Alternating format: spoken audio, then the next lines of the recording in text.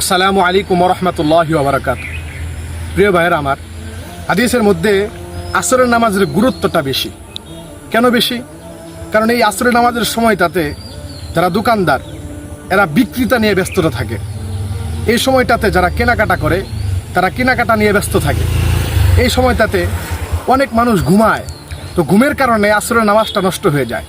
এই সময়টাতে অনেক মানুষ খেলাধুলা করে, অনেক যুবক ভাইয়েরা খেলাধুলা করে, তো খেলাধুলা করার কারণে আসরের নামাজ সে পড়তে পারে না।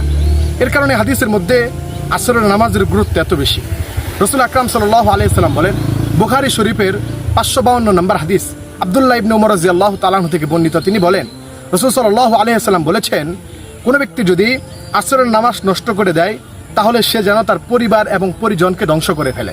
তাহলে হাদিস দ্বারা বোঝা যায় আমরা দোকানদার যারা আছি বা অন্য অন্য ভাই যারা আছি, যারা আমরা এরকম আসরের নামাজটাকে নষ্ট করে দেই, তারা আমাদের পরিবার এবং পরিজন এবং রিজিককে নষ্ট করে দিই।